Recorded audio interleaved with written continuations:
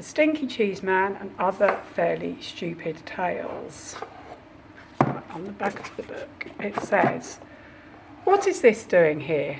This is ugly. Who is this ISBN guy? Who will buy this book anyway? Over 50 pages of nonsense, and I'm only in 3 of them. Blah, blah, blah, blah, blah, blah, blah, blah, blah." Okay, right, today's story is, "I have found a kernel of wheat," said the little red hen. "Now who will help me plant this wheat?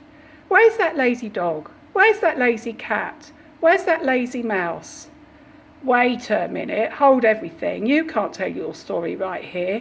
This is the end paper. The book hasn't even started yet. Who are you? Will you help me plant the wheat?" "I am Jack. I'm Jack the narrator. And no, I can't help you plant the wheat. I'm a very busy guy trying to put a book together. Now, why don't you just disappear for a few pages? I'll call you when I need you." "But who will help me tell my story? Who will help me draw a picture of the wheat? Who will help me spell the wheat?" "Listen, hen, forget the wheat. Here comes the title page."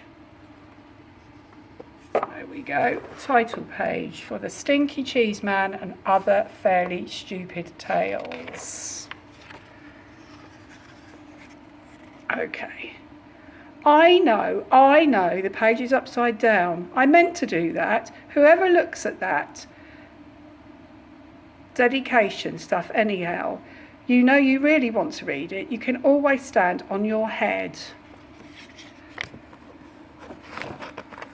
Okay, so the first story for today, Chicken Licking. Once upon a time, Chicken Licking was standing around when a piece of something fell on her head. She wasn't the brightest thing on 2 legs, so she started running around in circles, clucking, "The sky is falling in, the sky is falling. We must tell the president." Chicken Licking ran to her friend, Ducky Lucky, and clucked, Ducky Lucky, the sky is falling, the sky is falling. We must tell the president." "Let's go," quacked Lucky Ducky, or even Ducky Lucky. Chicken Licking and Ducky Lucky ran to their friend Goosey Lucy and yelled, Goosey Lucy, the sky is falling, the sky is falling. We must tell the president."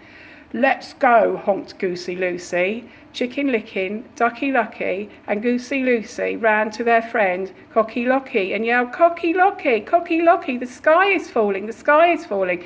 We must tell the president." "Let's go," crowed Cocky Locky.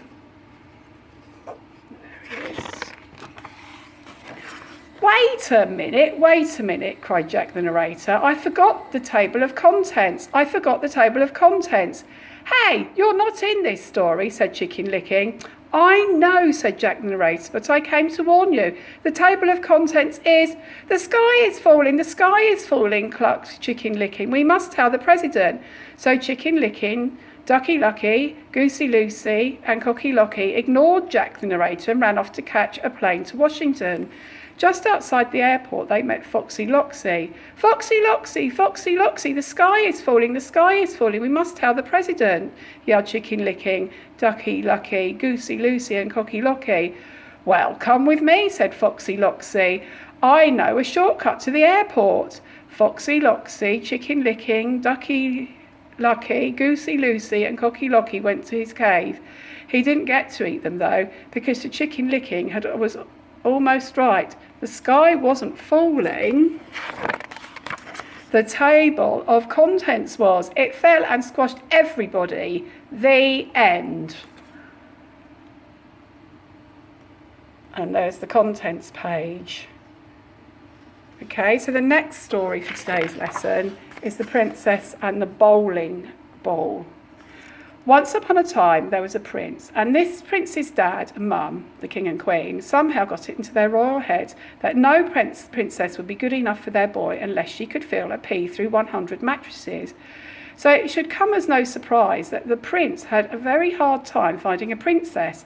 Every time he met a nice girl, his mum and dad would pile 100 mattresses on top of a pea and then invite her to sleep over.